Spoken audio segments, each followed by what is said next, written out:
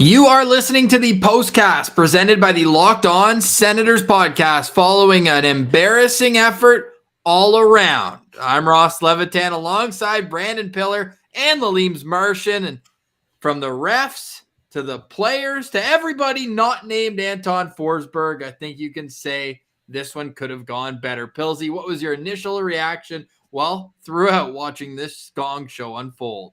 I mean, this was just absolutely wild. This game got completely out of control. And yeah, we don't talk about the refs on the show, but they were a main part of this story because I think all we have to do, Ross and Martian, is just ask Austin Watson of how he think the officiating went tonight. And you get a pretty quick, clear answer on how he thinks this went.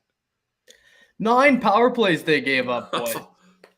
And obviously Florida goes 2 for 9 on those power plays, but it all started, I think, with that Branstrom double minor, high stick and kind of careless, flipping his stick behind him and catching whoever in the face there. And Lundell, from there, it was just a parade to the box all night, especially in that third period. Holy smokes. Like, it was tough to watch, to be honest, at times. Thing is, they had so many shorthanded breaks. I counted 3 just for Connor Brown. Yeah. Alongside, Formanton was buzzing around shorthanded. Like, Nick Holden played almost 10 minutes on the PK tonight. So they were clearly shorthanded a while, but they didn't lose the game because of the refs. They didn't have it at all tonight. TSN broadcast pointing out at the end, this is their 3rd worst shot differential in franchise history. And you might remember the first. Somehow they brought that game to overtime. Remember where Craig Anderson had to stand on his head in Vegas? Remember that was the game where Noodles looked like he was out the night before. Remember, there was all the smoke coming in front. I don't know from the broadcast. I remember that. They used that on overdrive. That game was absolutely insane. I think they got outshot like 50 to 15 or 20 in that one. Well, tonight, it was no better in South Florida. And poor Rudy, our boy Rudy O'Hearn goes to an away game, and that's the performance that he gets. Ottawa with 18 shots on goal, and they give up 48. Martian, I just got to ask you this. How the hell was this a 1-goal game going into the third period? One guy is the answer, and that's Anton Forsberg. He made 45 saves. He was standing on his head. We might get a first-round pick for this guy at the deadline if they end up trading him at this point. Like, the way he was playing tonight, that was phenomenal. Oh, my God. Holy shit. Got to be frustrating for Florida shooting that many times, especially in the first period with the 25 shots in the first period and only coming away with 1 goal. I mean, they must have been going to the dressing room and being like, who the hell is this Anton Forsberg guy and why can't we beat him? Well, Ottawa had something to say about that because they decided to take, even more penalties and gave them all the chances they needed to get three goals on them. So, I mean, any other night probably – the Sens come away with the win there, the way Forsberg is playing. But when you're in the box half the game, that's what's going to happen to you.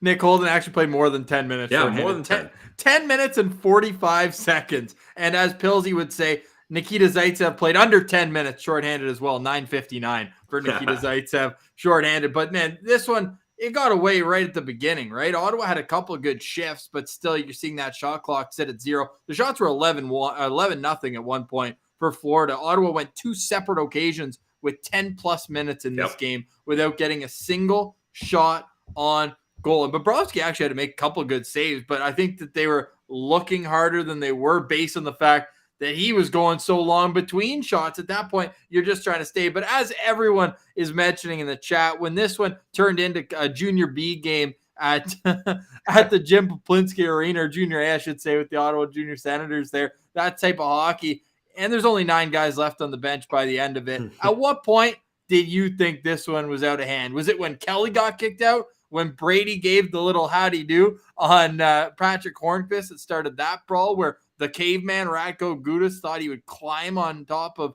Austin Watson? Or was it after Josh Brown stood up Ryan Lomberg and then ended up going do-si-do backwards fighting him? When did you think this one was officially out of hand? I mean, there's a lot of moments. There's more hits. Ennis absolutely flattening Montour. And guys, I looked at the size differential there. Ennis is listed at 5'9", 160. Montour is 6'2", 200. So he's got 3 inches and 40 pounds on him, and Ennis lays him out. And then, Martian, you clipped the one Brandon Montour backwards hit on, I think it was Kelly. That was a big moment too. But to answer your question, Ross, I think this really got out of hand when Parker Kelly was tossed out of this game. Like, what happened there? He's just skating by him, and sure, he's kind of like aggressively stalking Montour. Like, he's obviously on a mission to piss him off or fight him. So there's something fishy going on there. But a game misconduct, like, where does that come from? And then, so that big kind of scrum with Brady Tkachuk jumping on Hornfist doesn't happen too much after, because I think the Sens are just like, well, if that's how you're treating us, then we're going to try to take this into our own hands here, because this is just absolutely ridiculous. And to continue on the speculation that Brady Tkachuk is suffering from a left hand injury, did you see how he went in on Hornfist? He had his left hand tucked on his side, and he ripped him down with just his right hand. So this guy, I mean, he's battling, but there's clearly something he's been going through now for the better part of a couple months. And I know you would never be able to convince him to stay out of the lineup, but at some point the team has to consider the benefits of shutting him down for a little bit, don't they?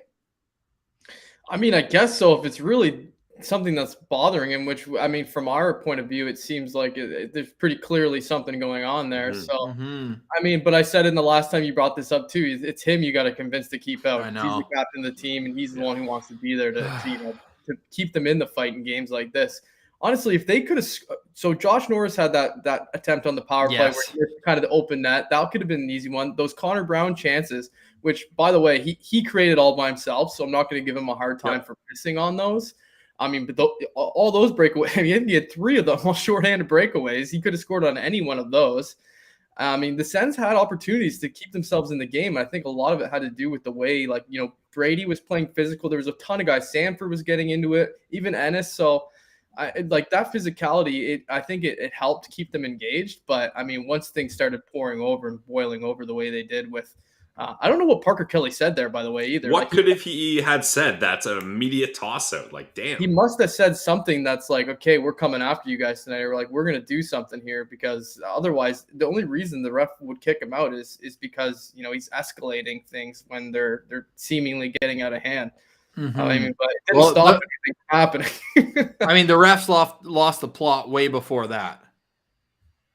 Definitely the refs lost it, but I think that's when the Sens were like, this is enough. Like, we're going outside the rule book here, because the rule book's not protecting us, or it's been completely tipped in Tampa's favor. Like, also that cross-checking penalty on Formanton, I forget when that was, but Noodles even commented on it too. Like, that was just weak. Like, it just looked like the refs were trying to tip things over in Florida's advantage, because there were some brutal calls out there.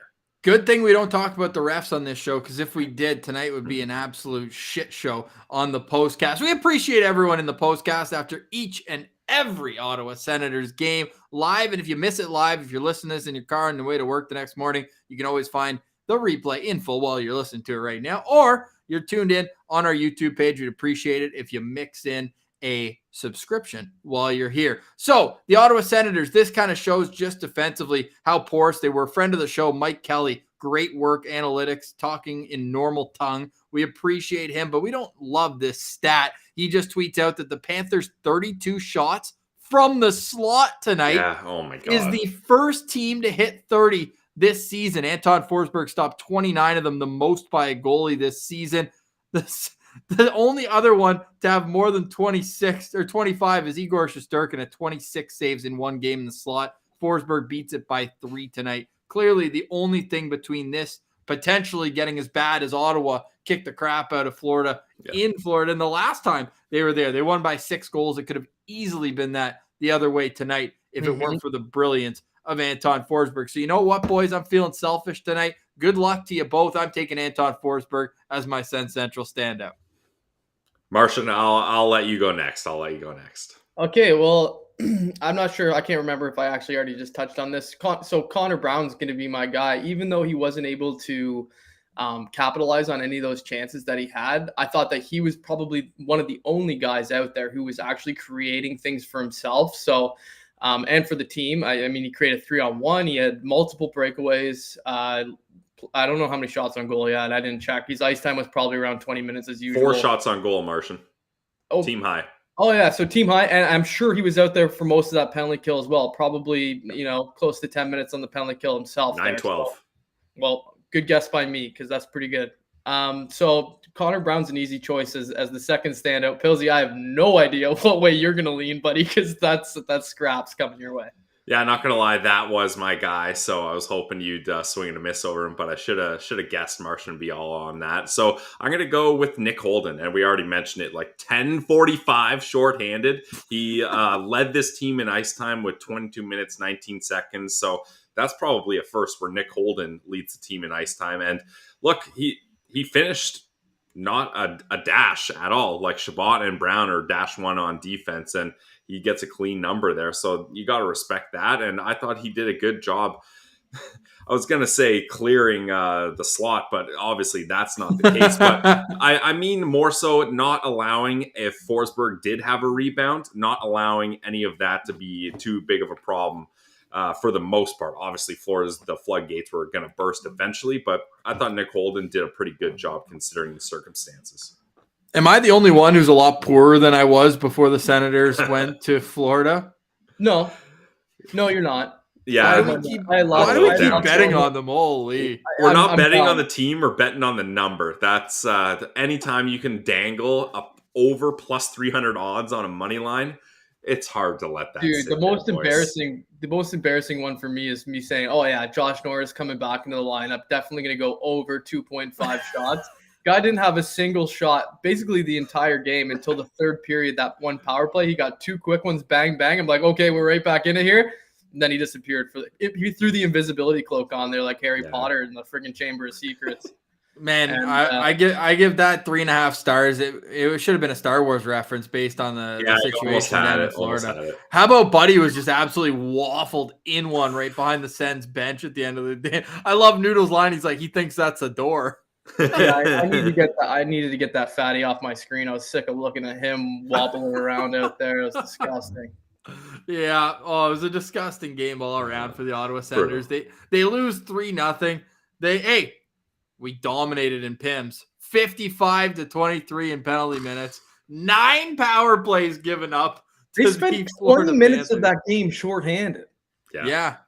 Would you say just shy of it? Well, because they had the double minor for Branstrom, plus the 8 other minor penalties that they took, and then I think whatever they scored on a couple of them, so it probably knocked a couple minutes off there. But like, holy shit, boys!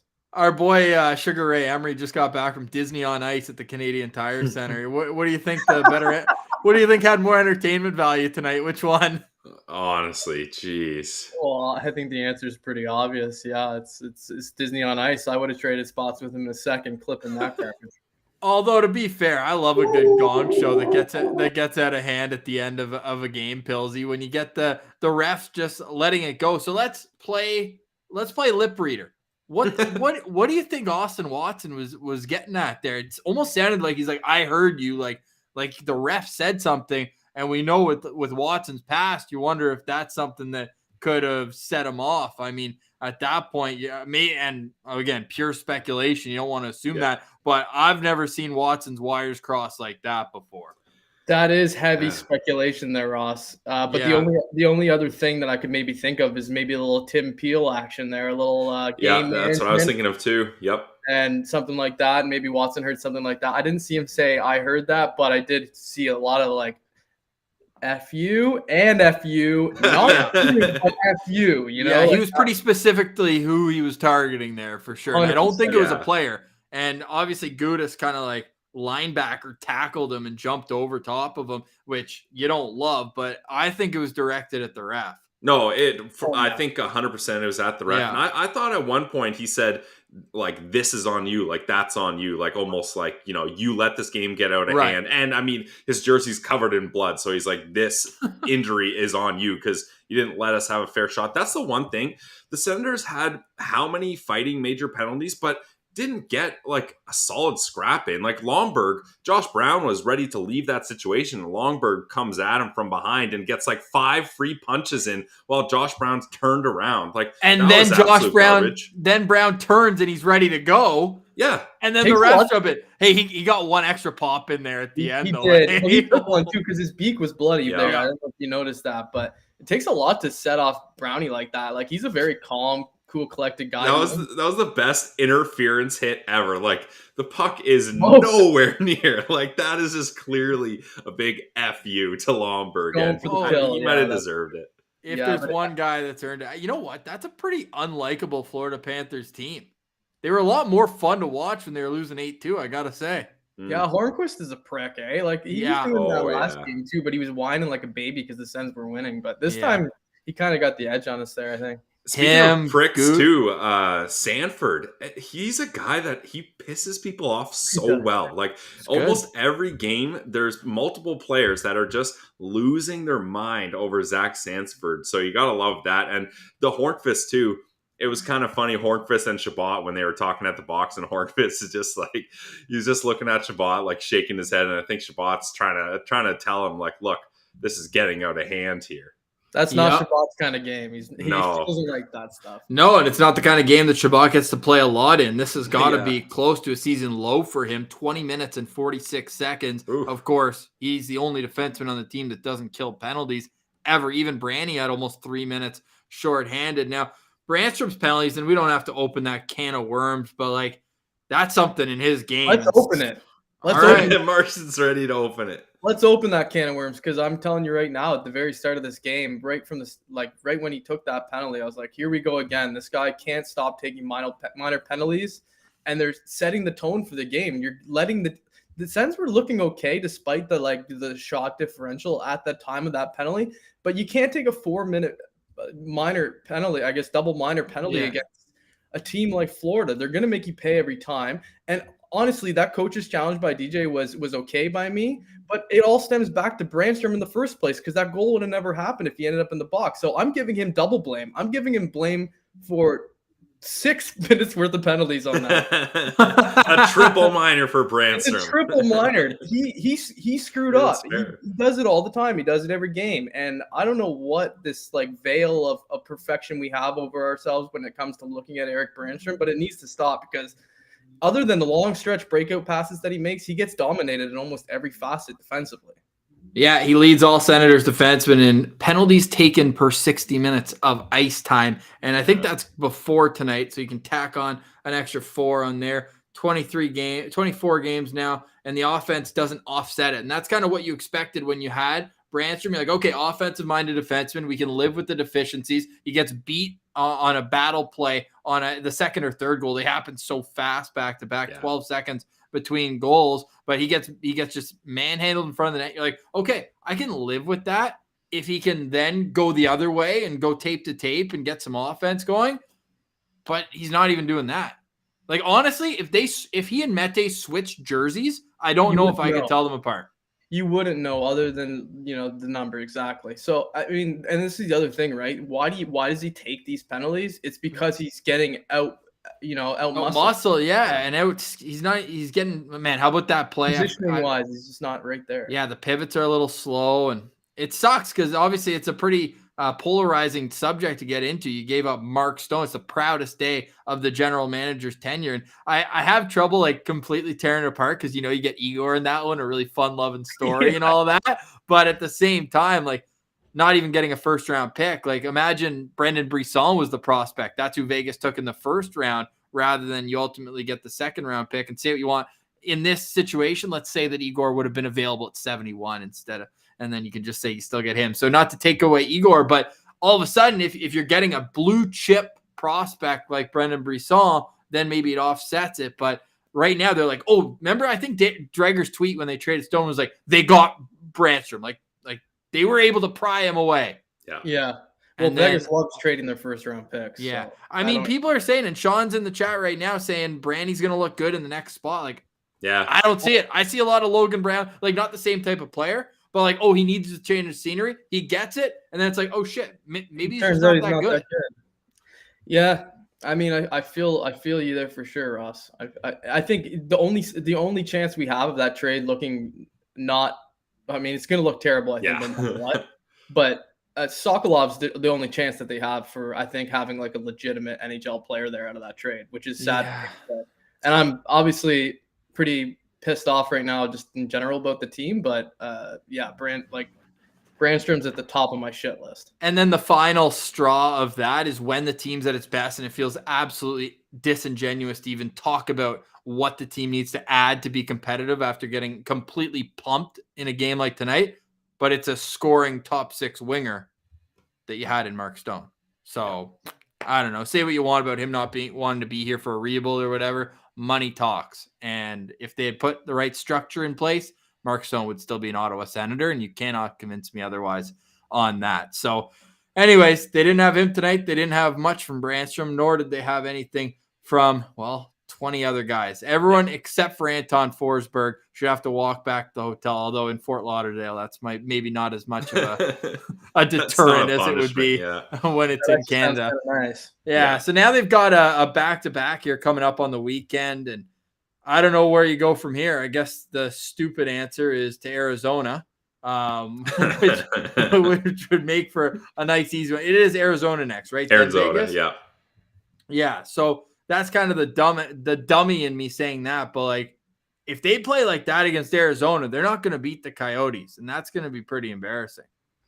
Well, I mean, Matt Murray's coming in, so, I mean, the team maybe is going to try to play a little differently, I guess, in front of a different goalie. That could be a theory that you could go with. Hopefully that's the case. I'm sure they're going to burn the tape on this one and just say, you know what? It was an off night. No, the game against Arizona is going to go much better. We're talking about quite literally the best in the league in Florida and then the worst in the league in Arizona. So I expect to see a much better effort. That's another kind of game under Josh Norris's belt.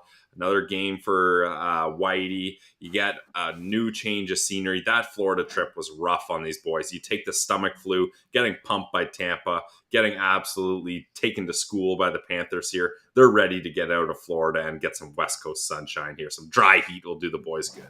Best part of the game tonight was me using the air fryer for some chicken wings, honestly, because the on-ice product was, oh boy. But hey, at least this isn't a team that rolls over and dies. And the last year that Guy Boucher was here, I don't know if we would have even gotten that fight out of them. I think it would have just been kind of like, all right, it's not going our way. Better luck next time. Maybe we can play the system better tomorrow, stay in our structure a little bit better. So at least they went out and did something about it. I think that speaks to the leadership on this team. Yeah, that's true. I'll pull up Martian's comment. It's true. I mean, when does anyone ever like, man, I had the sickest salad for dinner? No, so my girlfriend actually made me a salad, and I haven't eaten it. I took 2 bites and then put it looks a little rough. I know. There's some dressing on that salad. No, there's too much. Okay. There's too much dressing on it. But we would never say that too loudly. There would have been nice to get a little more dressing on tonight's game, though, eh? Anyone in the comments, if you have any final questions for us as well. And Spoke Z asking you what's in the Gatorade bottle, Pillsy, because we know you're in one. No, I'm not in one tonight. It's just straight water, just straight hydration for tonight. No free ads, but I got a nice little Fresca here. It's actually so delicious. Yeah, unbelievable. A long time. Those are phenomenal. I could wash down that shit game with one of those right now. We got to end off with, this is an unbelievably positive way to end off here. And writes in, did I get that name right? We got to address Craig Anderson's win against the Toronto Maple Leafs, because that's absolutely unbelievable. And he's been doing it for years, just taking the Maple Leafs to the back shed and beating them up. So Pillsy, what do you know? What did you like to see about that one? The Buffalo Sabres beating up on the Leafs 5-1. And we should mention the Leafs and Sens still with the same amount of points since the All-Star game. So how are you? You got to love that. I mean, yeah, that's just classic Andy being like, all right, it's the Leafs. I can take care of them. And a 5-1 win for Buffalo. You love to see that against Toronto. Yeah. Martian, you like that one too, I'd imagine. Oh, yeah, I don't mind that one bit. A little Toronto Maple Leafs adversity there. Late season, coming up to the trade deadline. They're a little worried about their goalie situation. Sheldon Keefe calls the team out again. Like, how many times is he going to be able to do that? Yeah, you can only pull a card so many times. I love the cycle that the Leafs go through. I love it because it's always the same. It's always early season domination. Yeah. Little falter here and there, maybe goalie defense troubles, whatever it is. A lot of talk going on there. Then they pick it up again. And then right around this time, trade deadline time, March rolls around. They start, I don't know what it is. Something happens where, they have a brutal loss or Yep. some kind of controversial loss where everyone goes like, oh, that's not something that a Stanley Cup contending team would do. And then the question marks start going, and it's definitely in their heads. They make the playoffs, and then it's the classic first round elimination, and they're going to have to play one of those Florida teams. And if it's the Panthers, it's done. Don't even play that series because they're screwed. They're screwed. We think the Lightning got a better chance, Martian. We were talking about that on the show, that the Lightning would just dummy the Leafs in a playoff series. It's the matchup works for both those Florida teams because they've got the grit to beat the crap out of the Leafs. Yep. They hate answering that bell. Their culture is, we laugh at that. We don't get involved in that. We'll just dance around you and score all these goals. That shit doesn't work in the playoffs, boys. You're going to get hammered. Yeah, well, the Bruins would be a great matchup too if they keep winning. Automatic they play dump. the Leafs. I mean, whatever way they turn, the Leafs are just going to be in one in the first round. So, as a Sens fan, we're just going to watch and laugh from the corner like the sickos we are come playoff time. We're going to be following our Sens abroad, though. We do that on our Twitter at Sens Central. You can follow us there. All of our handles are right in the chat here. If you don't mind, before you go, just hit that thumbs up button. It goes a long way for us on this show. Boom, boom, boom. A little interaction there. Let's get some Go Sens Go in the chat as well. And should mention this. Mitch Marner hasn't scored a playoff goal since 2019, since before the pandemic. I think he's 17 straight games. So how are you? They only pay him in the regular season, Ross. True. His old man probably tells him, hey, we don't play. We don't play unless we're paid. So that's the way it goes in Leafs land. With the Ottawa Senators, though, they need to do some soul searching. They got a long, long flight ahead, and I think that it's going to feel about 10 times longer to get to Arizona from the east coast of Florida because, oh boy, was that a poor effort tonight. As we always finish off the postcast, Martian, we'll start with you. Your final thoughts of tonight's game. Oh, it's hard to summarize. I guess I know. I like the fight at the end. I like the, not letting them off the hook and just letting them give you a pounding with the shots on goal and not putting up that additional, make them feel it when they walk into their dressing room. Sure, they got the win, but I think, the Sens might have left their mark in a few different ways. So it's all you can ask, I guess. But yeah, it would have been nice for them to keep it a little closer and have a little bit better defensive effort, I guess. Oh, yeah. Pills, how about you? Yeah, I mean, this is one of those games similar to Tampa where you're in for a struggle. They're a better team. And for the most part this season, the boys have put up good efforts up against contending teams. So I'm not going to get too upset when once in a while you just get out-talented like that and things get pulled out from underneath you with bad refereeing. So Pills is starting to add up, though, man. Only 3 wins in their last 11 games now, and they've scored 19 goals in their last 11 games. That's under 2 per. That's not going to get it done. No, it's not going to get it done, and that's just the truth. But a lot of those games, the process has been there. The results aren't there. They don't have their goal scorers. So now that Norris is back, hopefully you see this is the uptick in that, and you start seeing some more goals, and they can continue to get better at keeping them out of their own net. Jeez. Yeah, they're not going to have that excuse much longer, right? I think it's starting to get close, so we can't say they're missing their top guy at every position anymore. So. Exactly. Yep, they had their top center back tonight, albeit his first game in over a month. So we'll see how Josh Norris does on Saturday. We got a lot to get to on tomorrow's show. 2 games to preview on the weekend. The Belleville Senators are back. Tyler Boucher's on TSN 5 tomorrow night against Hamilton. And we've got the Nodak Sens, their final series of the season before they get into playoff action. So we'll talk to you more on that note tomorrow. But for today, we say goodbye. For Atlalim Martian and Brandon Pillar, I'm Ross Levitan. This has been the Postcast presented by the Locked On Senators podcast, where we've got your team